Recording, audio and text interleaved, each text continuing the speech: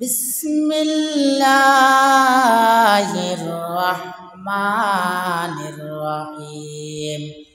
ইয়া আইয়ুহাল্লাযীনা আমানু কুতিবা আলাইকুমুস সিয়াম কামা কুতিবা আলাল্লাযীনা মিন ক্বাবলিকুম লাআল্লাকুম তাত্তাকুন।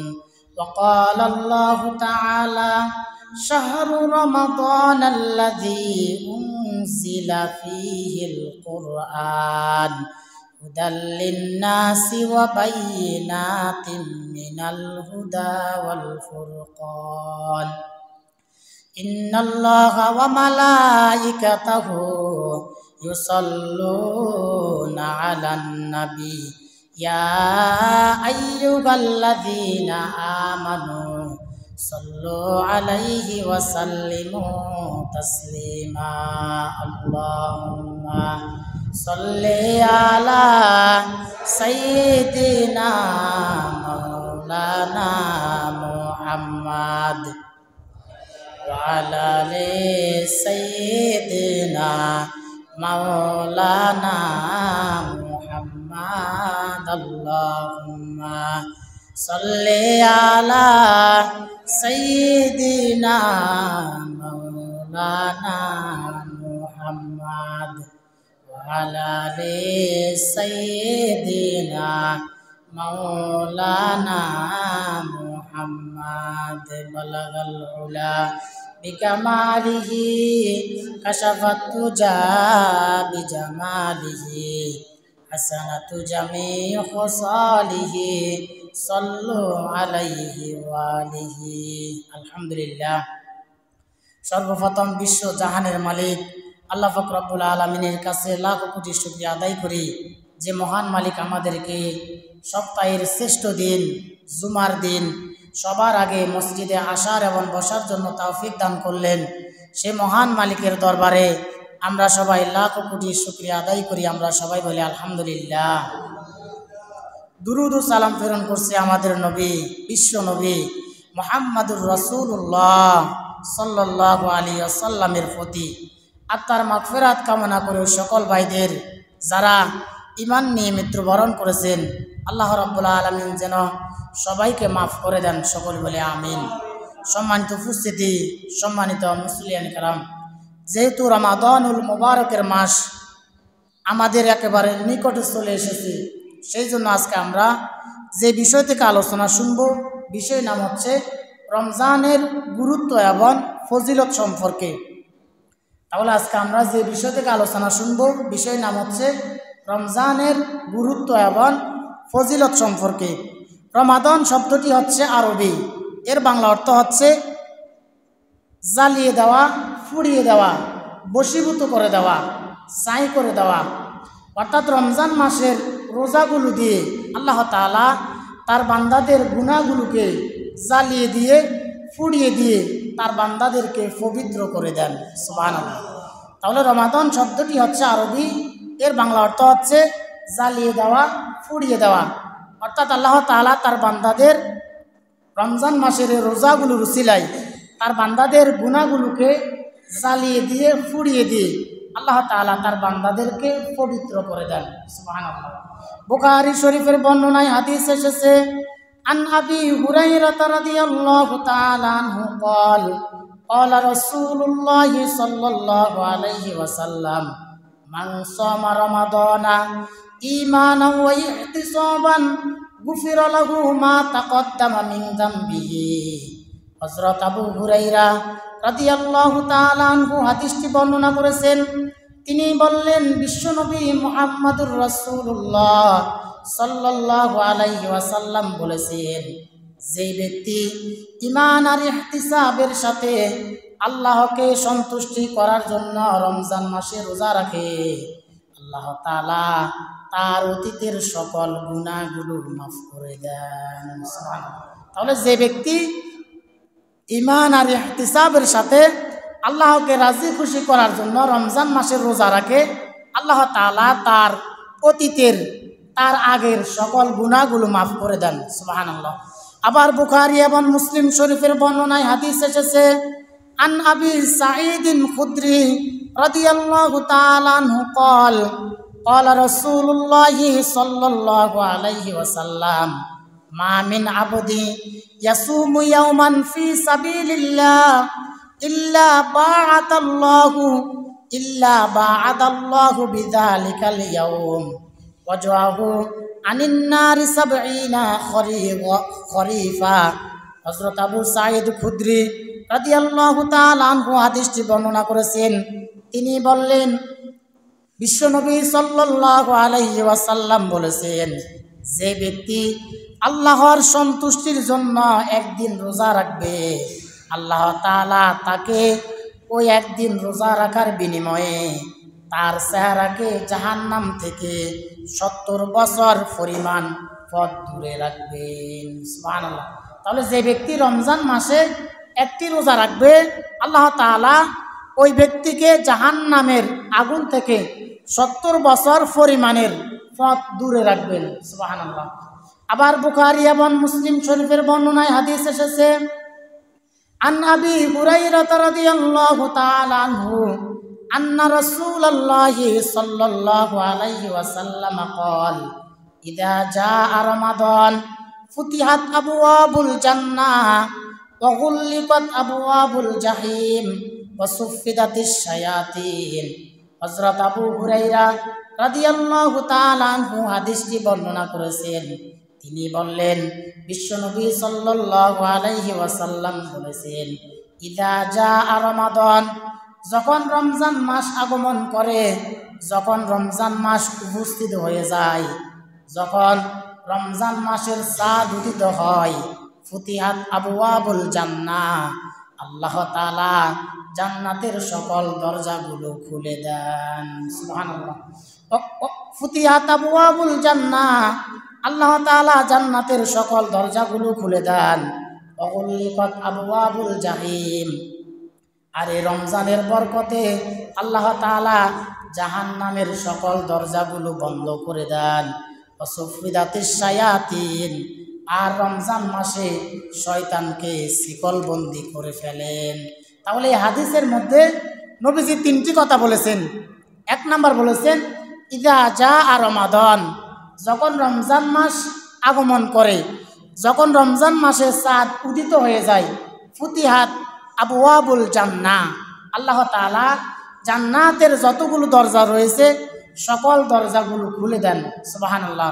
ওয়াগুল্লিকাত আবওয়াবুল জাহিম, আর রমজানের চাঁদ উদিত হওয়ার সাথে সাথে জাহান্নামের যতগুলো দরজা রয়েছে সকল দরজাগুলো বন্ধ করে দেন। ওয়াসুফিদাতিশ শায়াতিন, আর রমজান মাসে শয়তানকে শিকলবন্দি করে ফেলেন। এখন প্রশ্ন হলো, রমজান মাসে যদি শয়তানকে বেঁধে ফেলা হয়, তাহলে দেখা যায় অনেক মানুষ রমজান মাসে রোজাও রাখে না, ইবাদতও করে না। শয়তানকে যদি রমজান মাসে বেঁধে ফেলা হয়, তাহলে তো তারা রমজান মাসে রোজা রাখার কথা, তারা রমজান মাসে নামাজ পড়ার কথা, রমজান মাসে আল্লাহকে ভয় করার কথা। তাহলে কেন তারা রমজান মাসে নামাজও পড়ে না, রোজাও রাখে না? এর উত্তর আল্লাহ তাআলা কোরআনুল কারীমের সর্বশেষ সূরাতুন নাসের সর্বশেষ 2 আয়াতের মধ্যে বললেন, আল্লাযী ইউওয়াসউইসু ফি সুদুরিন নাস মিনাল জিন্নাতি ওয়ান নাস। আল্লাহ তাআলা বলেন, মানুষের অন্তরে ধোঁকা দেওয়া, মানুষের অন্তরে ওয়াসওয়াসা দেওয়া শয়তানগুলো হলো 2 প্রকার। 1 নাম্বার হলো মিনাল জিন্নাতি, 1 নাম্বার হচ্ছে জিন শয়তান, 2 নাম্বার হচ্ছে ওয়ান নাস, এবং মানুষ শয়তান। যেহেতু আল্লাহ তাআলা রমজান মাসে ওয়াসুফিদাতিশ শায়াতিন, শয়তানকে বেঁধে ফেলার কথা বলেছেন, এখানে আল্লাহ তাআলা রমজান মাসে ইবলিসকে বেঁধে ফেলার কথা বলেছেন। কিন্তু আমাদের সমাজে ইবলিস নামের যে শয়তানগুলো রয়েছে, তারা রমজান মাস ছাড়া বাকি 11 মাসও দেখা যায় তারা তাদের অপকর্মগুলো চালাতে থাকে। এই জন্য রমজান মাসে তাদের মধ্যে কোনো পরিবর্তন আসে না। সম্মানিত উপস্থিতি, এই রমজান মাসে রোজা রাখার বিধান আল্লাহ তাআলা শুধু আমাদের জন্য দেন নাই, বরং আমাদের পূর্ববর্তী যত নবী রাসূল এসেছেন সকল নবী রাসূলদের জন্য এবং সকল নবী রাসূলদের উম্মতের জন্য আল্লাহ তাআলা এই রোজার বিধান ফরজ করে দিয়েছেন। সুবহানাল্লাহ। আল্লাহ তাআলা কোরআনুল কারীমের 2 নম্বর সূরা সূরাতুল বাকারার 183 নম্বর আয়াতের মধ্যে বললেন, ইয়া আইয়ুহাল্লাযীনা আমানু কুতিবা আলাইকুমুস সিয়াম কামা কুতিবা আলাল্লাযীনা মিন ক্বাবলিকুম লাআল্লাকুম তাত্তাকুন। আল্লাহ তাআলা বলেন, ইয়া আইয়ুহাল্লাযীনা আমানু, হে ঈমানদারগণ, হে বিশ্বাসীগণ, হে মুমিনগণ, কুতিবা আলাইকুমুস সিয়াম, তোমাদের উপর রমজানের রোজা ফরজ করা হয়েছে। কামা কুতিবা আলাল্লাযীনা মিন ক্বাবলিকুম, যেমনিভাবে তোমাদের পূর্ববর্তী সকল নবী রাসূলদের উপর ফরজ করা হয়েছিল।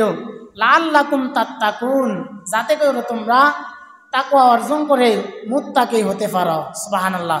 তাহলে এই আয়াতের ব্যাখ্যা অনুযায়ী আল্লাহ তাআলা শুধু আমাদের উপর রোজা ফরজ করেন নাই, বরং আমাদের পূর্ববর্তী যত নবী রাসূল এসেছেন সকল নবী রাসূলদের উম্মতের উপর আল্লাহ তাআলা এই রোজার বিধান ফরজ করে দিয়েছেন। সুবহানাল্লাহ। যেমন আমাদের সকলের বাবা আদম আলাইহিস সালাম, তিনিও রোজা রেখেছিলেন। আদম আলাইহিস সালাম প্রত্যেক মাসের, প্রত্যেক আরবি মাসের 13, 14, 15 এই 3 দিন আদম আলাইহিস সালাম রোজা রাখতেন। এবং প্রত্যেক চন্দ্র মাসের 13, 14, 15 এই 3 দিন রোজা রাখা আমাদের জন্য সুন্নাহ ছিল। কারণ আমাদের নবী, বিশ্ব নবী মুহাম্মাদুর রাসূলুল্লাহ সাল্লাল্লাহু আলাইহি ওয়াসাল্লাম প্রত্যেক চন্দ্র মাসের 13, 14 এবং 15 তারিখে রোজা রাখতেন। তাহলে আদম আলাইহিস সালাম প্রত্যেক মাসের 13, 14 এবং 15 এই 3 দিন রোজা রাখতেন। এরপর নূহ আলাইহিস সালাম, তিনিও রোজা রেখেছিলেন। ইবনে মাজার বর্ণনায় হাদিস এসেছে, বিশ্বনবী সাল্লাল্লাহু আলাইহি ওয়াসাল্লাম বললেন, হযরত নূহ আলাইহিস সালাম বছরে 2 দিন ছাড়া পুরা বছর রোজা রাখতেন। সুবহানাল্লাহ। অর্থাৎ নূহ আলাইহিস সালাম রমজান মাস এবং রমজানের ঈদ এবং কোরবানের ঈদ এই 2 দিন ছাড়া তিনি পুরা বছর রোজা রাখতেন। সুবহানাল্লাহ। তাহলে আদম আলাইহিস সালাম রোজা রাখতেন বছরে 3 দিন, আর নূহ আলাইহিস সালাম রোজা রাখতেন বছরে 365 দিন থেকে নূহ আলাইহিস সালাম 363 দিন রোজা রাখতেন। শুধুমাত্র রমজানের ঈদ এবং কোরবানের ঈদ এই 2 দিন ছাড়া বাকি পুরা বছর রোজা রাখতেন। এরপর মুসা আলাইহিস সালাম, তিনিও রোজা রেখেছিলেন। মুসা আলাইহিস সালাম যখন মিশরে দাওয়াত দেওয়া শুরু করলো, যখন ফেরাউন মুসা আলাইহিস সালামের প্রতি জুলুম নির্যাতন বাড়িয়ে দিলেন, এক পর্যায়ে আল্লাহ তাআলা মুসা আলাইহিস সালামকে বললেন, হে মুসা, তুমি তোমার কওমদেরকে নিয়ে এই মিশর ছেড়ে চলে যাও। মুসা আলাইহিস সালাম যখন তার কওমদেরকে নিয়ে মিশর ছেড়ে চলে যেতে লাগলেন, ফেরাউন যখন জানতে পারলো মুসা আলাইহিস সালাম তার কওমদেরকে নিয়ে মিশর ছেড়ে চলে যাচ্ছেন, ফেরাউন তখন তার সৈন্যবাহিনী নিয়ে মুসা আলাইহিস সালামের উপর পিছন থেকে আক্রমণ করা শুরু করলো। মুসা আলাইহিস সালাম যেতে যেতে এমন একটি জায়গা গেলেন, তিনি দেখলেন তার ডানেও পাহাড়, বামেও পাহাড় এবং সামনে লোহিত সাগর রয়েছে, আর পিছনে ফেরাউনের বাহিনী আসতেছে। এই অবস্থা দেখে মুসা আলাইহিস সালামের কওমের লোকেরা বলতে লাগলেন, এ আমাদের নবী মুসা, আজকে তো আমাদের বাঁচার আর কোনো উপায় নাই। আজকে তো আমরা সামনেও যেতে পারবো না, ডানেও যেতে পারবো না, বামেও যেতে পারবো না, পিছনেও যেতে পারবো না। আজকে তো আমাদের বাঁচার আর কোনো উপায় নাই। মুসা আলাইহিস সালাম তখন বললেন, এ আমার কওমের লোকেরা, আমি তোমাদেরকে এখানে আমার নিজের ইচ্ছাকৃতভাবে আনি নাই, বরং আমার আল্লাহর নির্দেশে আমি তোমাদেরকে এখানে নিয়ে এসেছি। সুতরাং তোমরা ভয় পেও না। আল্লাহ ইন্না মাইয়া রব্বি সায়াহদিন, নিশ্চয় আমাদের রব আল্লাহ আমাদের সাথে আছেন আর তিনি আমাদেরকে সঠিক পথ দেখাবেন। সুবহানাল্লাহ। এক পর্যায়ে আল্লাহ তাআলা মুসা আলাইহিস সালামকে বললেন, মুসা, তোমার হাতে যে লাঠি রয়েছে এই লাঠি দিয়ে তুমি লোহিত সাগরে আঘাত করো। মুসা আলাইহিস সালাম যখন লোহিত সাগরে আঘাত করলেন, আল্লাহ তাআলা সাথে সাথে লোহিত সাগরের মধ্যে রাস্তা করে দিলেন। সুবহানাল্লাহ। লোহিত সাগরে রাস্তা করে দেওয়ার পর মুসা আলাইহিস সালাম তার কওমদেরকে নিয়ে লোহিত সাগর পার হয়ে গেলেন। আর আল্লাহ তাআলা ফেরাউন এবং তার সৈন্যবাহিনীদেরকে লোহিত সাগরে শেষ করে দিলেন। শেষ করে দেওয়ার পর মুসা আলাইহিস সালাম যখন লোহিত সাগর পার হয়ে গেলেন, ফাসাবাহু মুসা শুকরা, মুসা আলাইহিস সালাম তখন শুকরিয়া স্বরূপ মুহররম মাসের 10 তারিখে রোজা রেখেছিলেন। সুবহানাল্লাহ। তাহলে মুসা আলাইহিস সালাম বছরে রোজা রাখতেন একদিন, আর সেই দিনটি ছিল মুহররম মাসের 10 তারিখে। এরপর দাউদ আলাইহিস সালাম তিনি বছরে একদিন রোজা রাখতেন, আবার আরেক দিন রোজা রাখতেন না, একদিন রোজা রাখতেন আবার আরেক দিন রোজা রাখতেন না। এভাবে দাউদ আলাইহিস সালাম বছরে 6 মাস রোজা রাখতেন। সুবহানাল্লাহ। এভাবে পৃথিবীতে আল্লাহ তাআলা যত নবী রাসূল প্রেরণ করেছেন, সকল নবী রাসূলদের উপর এবং সকল নবী রাসূলদের উম্মতের উপর আল্লাহ তাআলা রোজার বিধান ফরজ করে দিয়েছেন। সুবহানাল্লাহ। রমজান মাসের ফজিলত, রমজান মাসটি আল্লাহ তাআলার কাছে অত্যন্ত ফজিলতপূর্ণ একটি মাস। মুসলিম শরীফের বর্ণনায় হাদিস এসেছে, আন আবি হুরায়রা রাদিয়াল্লাহু তাআলা আনহু قال قال رسول الله صلى الله عليه وسلم كل عمل بآدم يضاعف الحسنة أمثالها إلى 700 ضعفين। হযরত আবু হুরায়রা রাদিয়াল্লাহু তাআলা আনহু হাদিসটি বর্ণনা করেছেন।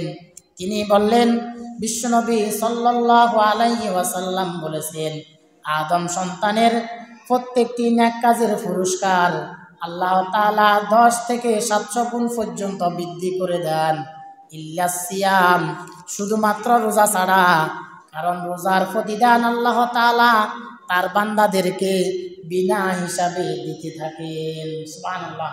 তাহলে আদম সন্তান যত কাজ করে আল্লাহ তাআলা আদম সন্তানের প্রত্যেকটি নেক আমলের পুরস্কার 10 থেকে 700 গুণ পর্যন্ত বৃদ্ধি করে দেন, ইল্লা সিয়াম, শুধুমাত্র রোজা ছাড়া।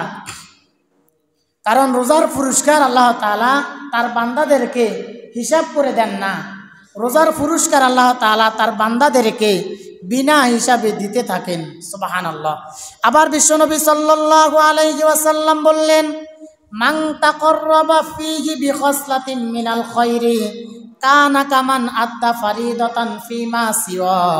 বিশ্বনবী সাল্লাল্লাহু আলাইহি ওয়াসাল্লাম বললেন, রমজান মাসে যদি আল্লাহর কোনো বান্দা একটি নফল আদায় করে, অন্য মাসে একটি ফরজ আদায় করলে যেই পরিমাণ সওয়াব হয়, আল্লাহ তাআলা ওই বান্দার আমল নামায় সেই পরিমাণ সওয়াব দান করে দেন। সুবহানাল্লাহ।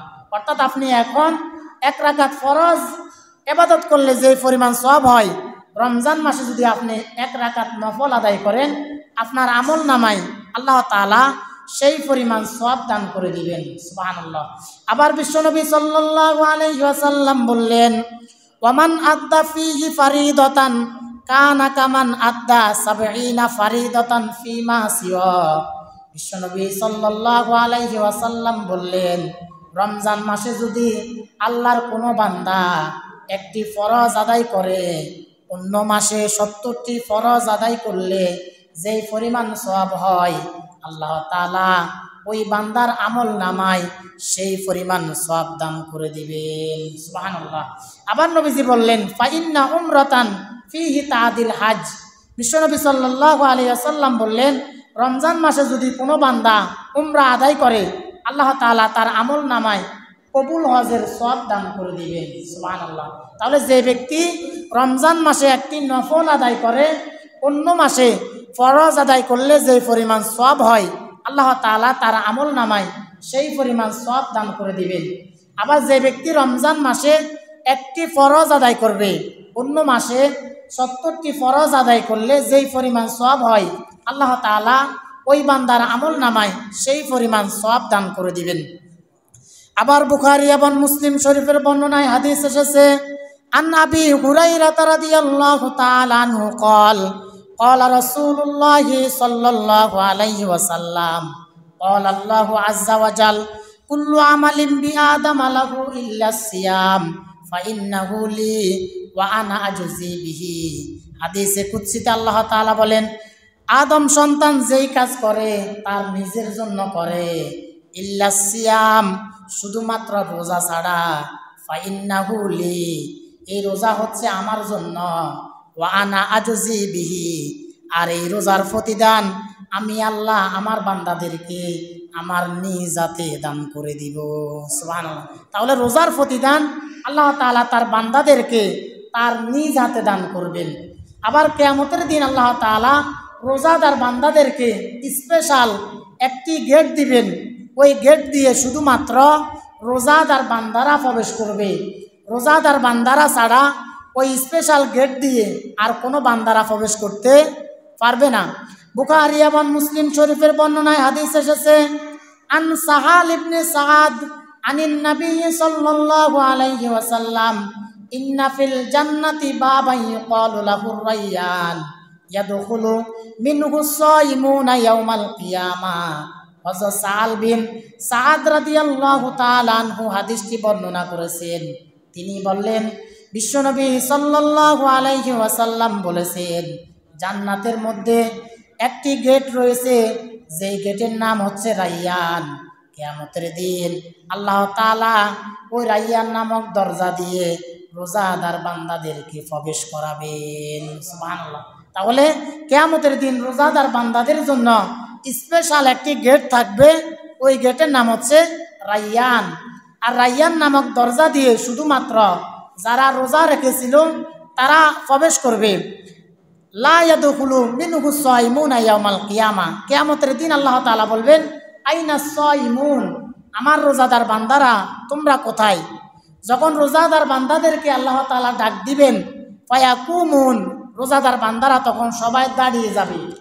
রোজাদার বান্দারা যখন দাঁড়িয়ে যাবে, আল্লাহ তাআলা তখন বলবেন, হে আমার রোজাদার বান্দারা, তোমরা যারা দুনিয়াতে রোজা রেখেছ, তোমরা আজকে আমার রায়্যান নামক দরজা দিয়ে তোমরা জান্নাতে প্রবেশ করো। সুবহানাল্লাহ। তাহলে কিয়ামতের দিন আল্লাহ তাআলা রোজাদার বান্দাদের জন্য স্পেশাল একটি গেট দিবেন, ওই গেটের নাম হচ্ছে রায়্যান। আর রায়্যান নামক দরজা দিয়ে শুধুমাত্র এক শ্রেণীর মানুষ প্রবেশ করবে, তারা হচ্ছে রোজাদার। রোজাদার বান্দারা ছাড়া অন্য কেউ ওই গেট দিয়ে প্রবেশ করতে পারবে না। আবার মুসলিম শরীফের বর্ণনায় একটি হাদিস এসেছে, হযরত আনাস ইবনে মালিক রাদিয়াল্লাহু তাআলা আনহু হাদিসটি বর্ণনা করেছেন। তিনি বললেন, বিশ্বনবী সাল্লাল্লাহু আলাইহি ওয়াসাল্লাম বলেছেন, 7 ধরনের খরচের হিসাব কিয়ামতের দিন আল্লাহ তাআলা তার বান্দাদের কাছ থেকে নেবেন না। 1 নাম্বার হচ্ছে পিতা মাতার জন্য খরচ করা। আপনি আপনার মা বাবার জন্য যা খরচ করবেন, এই খরচের টাকার হিসাব কিয়ামতের দিন আল্লাহ তাআলা আপনার কাছ থেকে নিবে না। 2 নাম্বার হচ্ছে ইফতারের জন্য খরচ করা। আপনি সন্ধ্যাবেলা যখন ইফতার করবেন, ইফতারের জন্য আপনি যা খরচ করবেন, ওই খরচের হিসাব কিয়ামতের দিন আল্লাহ তাআলা আপনার কাছ থেকে নিবে না। 3 নাম্বার হচ্ছে সাহারির জন্য খরচ। আমরা ভোরবেলা যে সাহারি খাই, এই সাহারির জন্য আপনি যে খরচ করবেন, ওই খরচের হিসাব কিয়ামতের দিন আল্লাহ তাআলা আপনার কাছ থেকে নিবে না। 4 নাম্বার হচ্ছে পরিবারের জন্য খরচ করা। আপনি আপনার সন্তানের জন্য, আপনার স্ত্রীর জন্য, আপনার পরিবারের যে সদস্যগুলো আছে তাদের জন্য যদি খরচ করেন, ওই খরচের হিসাব আল্লাহ তাআলা আপনার কাছ থেকে নিবে না। তাহলে কিয়ামতের দিন আল্লাহ তাআলা 4 ধরনের হিসাব নেবেন না। 1 নাম্বার হচ্ছে পিতা মাতার জন্য যে খরচ করা হয়, ওই খরচের হিসাব নেবে না। 2 নাম্বার সাহারির জন্য যা খরচ করবেন। 3 নাম্বার ইফতারের জন্য যা খরচ করবেন। 4 নাম্বার পরিবারের জন্য যা খরচ করবেন। এই 4 ধরনের জিনিসের জন্য আল্লাহ তাআলা আপনার কাছ থেকে হিসাব নেবেন না। এর বাইরে আপনি যে খরচগুলো করবেন, ওই খরচের জন্য আপনাকে আল্লাহর কাছে হিসাব দিতে হবে। সর্বশেষ আমরা যেটি জানবো সেটি হচ্ছে রোজা কাকে বলে। বিশ্বনবী সাল্লাল্লাহু আলাইহি ওয়াসাল্লাম বললেন, লাইসা সিয়ামু মিনাল আকলি ওয়াশ শুহবি। নবীজি বললেন, শুধুমাত্র খাবার দাবার আর পানি থেকে বিরত থাকার নাম রোজা নয়। তাহলে রোজা কি? ইন্নামাস সিয়ামু মিনাল লাগবি ওয়ার রফাস।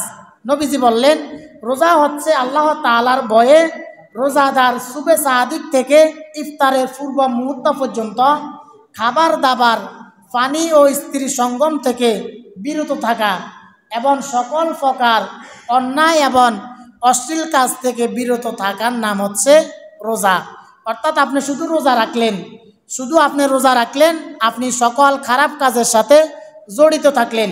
আপনি রোজা রাখলেন, আপনি অশ্লীল মন্দ কাজ করলেন, আপনি রোজা রাখলেন, আপনি খারাপ ছবি দেখলেন, নবীজি বললেন ওই ব্যক্তি রোজা রাখার মধ্যে আমার জন্য কোনো ফয়দা নাই। অর্থাৎ আপনি রোজাও রাখলেন, খারাপ কাজের সাথে জড়িতও থাকলেন, আপনার রোজা হচ্ছে শুধুমাত্র আপনি উপবাস থাকলেন, এর বাইরে আপনাকে আর কোনো প্রতিদান দেওয়া হবে না।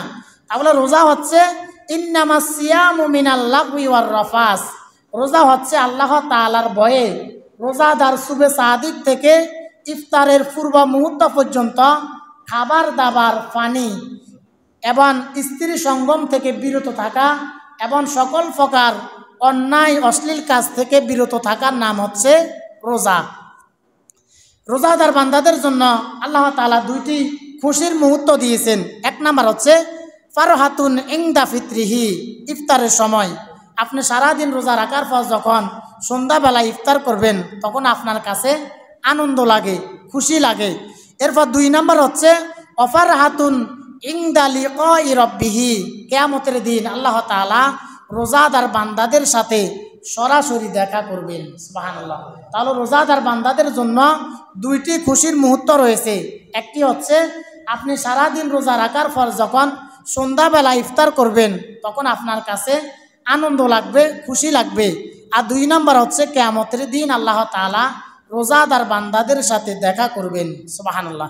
এই জন্য বিশ্বনবী সাল্লাল্লাহু আলাইহি ওয়াসাল্লাম বললেন রহিমা আনফু রাজুলুন, রহিমা আনফু রাজুলুন, রহিমা আনফু রাজুলুন। নবীজি এই একই কথা তিনবার বললেন। নবীজি বললেন ওই ব্যক্তি ধ্বংস হয়ে যাক, ওই ব্যক্তির উপর আল্লাহর লানত, যে ব্যক্তি রমজান মাস পেল, রমজান মাস পাওয়ার পরেও সে তার গুনাহ মাফ নিতে পারল না। এই জন্য নবীজি একই কথা তিনবার বললেন রহিমা আনফু রাজুলুন, রহিমা আনফু রাজুলুন, রহিমা আনফু রাজুলুন। ওই ব্যক্তি ধ্বংস হয়ে যাক, ওই ব্যক্তির উপর আল্লাহর লানত, যে ব্যক্তি রমজান মাস পাওয়ার পরেও সে তার গুনাহ মাফ নিতে পারল না। সর্বশেষ নবীজি একটি কথা বললেন, বুখারী শরীফের বর্ণনা একটি হাদিস এসেছে হুয়াল্লাযী নাফসি বিয়াদিহি লাখুলুফু ফামিস সাইমি আতয়াবু ইনদাল্লাহি মিনার রিহিল মিস। বিশ্বনবী সাল্লাল্লাহু আলাইহি ওয়াসাল্লাম বললেন সেই মহান সত্তার কসম যার হাতে আমি নবীর প্রাণ, রোজাদার বান্দারা রোজা রাখার কারণে, সারাদিন উপবাস থাকার কারণে তাদের মুখ থেকে যে দুর্গন্ধ বের হয়, এই দুর্গন্ধটা আমি আল্লাহর কাছে মেশক আম্বরের চেয়ে আরও বেশি পবিত্র। সুবহানাল্লাহ। অর্থাৎ আপনি সারাদিন রোজা রাখার পর আপনার মুখ থেকে যে একটা দুর্গন্ধ আসবে, ওই দুর্গন্ধটা আল্লাহর কাছে মেশক আম্বরের চেয়ে আরও বেশি পবিত্র। সুবহানাল্লাহ। সম্মানিত উপস্থিতি, সংক্ষিপ্তভাবে আমরা রমজানের গুরুত্ব সম্পর্কে এবং রমজানের ফজিলত সম্পর্কে যে কথাগুলো জেনেছি, আল্লাহ তাআলা আমাকে এবং আমাদের সবাইকে আমল করা তৌফিক দান করুন। হাযা মা ইনদি ওয়াল ইলমু ইনদাল্লাহ। আসসালামু আলাইকুম ওয়া রাহমাতুল্লাহি ওয়া বারাকাতুহু।